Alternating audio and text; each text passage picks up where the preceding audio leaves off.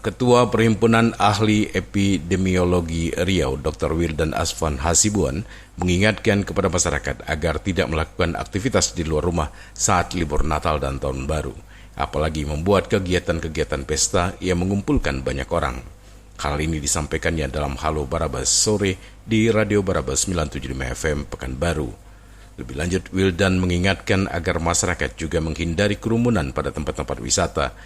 Jika terpaksa harus pergi liburan ke tempat wisata, menurutnya agar dipastikan protokol kesehatan dijalankan dengan ketat. Tidak hanya kepada pengunjung, tapi pengelola juga harus menjalankan protokol kesehatan dan menyiapkan fasilitas pendukung agar pengunjungnya patuh menjalankan protokol kesehatan. Sementara itu, terkait dengan masih tingginya angka terkonfirmasi positif COVID-19 di Riau, Wildan mengatakan bahwa masyarakat masih sangat rendah disiplinnya dalam menjalankan protokol kesehatan. Terima kasih. Kelemahan kita ini, kita lah orang Indonesia ini kan kurang disiplin. Ya, dari dulu kita kurang disiplin sehingga pelaksanaan 3M belum maksimal, ya. Sehingga harus dengan penegakan hukum, tapi penegakan hukum terus-menerus juga kan butuh energi yang lebih, kan. Kemudian pemerintah kan berusaha sudah melalui kegiatan-kegiatan 3T, jadi testing, tracing, dan treatment, kan, dan termasuk isolasi di dalamnya. Harapan kita sekarang memang dengan revisi 5 pedoman kontak erat itu, terutama kontak erat kan tidak dites yang tidak bergejala. Ini juga mengurangi testing. Kalau kami sih dari Perhimpunan Epidemiologi, harapannya walaupun tidak bergejala, kalau kontak erat itu sebaiknya dites saja semuanya. Karena gini, 80% kan penderita ini tidak bergejala. Ya kalau tidak dilakukan testing, bagaimana kita menyuruh orang isolasi? Sementara itu, juru bicara Satgas COVID-19 Riau, Dr. Indra Yopi, mengingatkan potensi penyebaran COVID-19 di saat libur Natal dan Tahun Baru nanti. Meski sudah ada kebijakan dari pemerintah yang akan mengurangi jumlah hari libur dan cuti bersama akhir tahun ini sebagai pengganti cuti bersama Idul Fitri, namun masyarakat diprediksi masih akan ramai pergi berlibur saat akhir tahun nanti. Melihat fenomena ini, Indra Yopi kembali mengingatkan agar masyarakat menahan diri untuk tidak melakukan kegiatan berkerumun jika tidak penting betul. Sebab potensi penularan COVID-19 di Riau masih sangat tinggi. Jika masyarakat tidak patuh menjalankan protokol kesehatan, bisa saja kasus COVID-19 di Riau kembali meledak. Pakai masker semua, pakai jaga jarak semua, tidak ada bolak-balik lepas masker.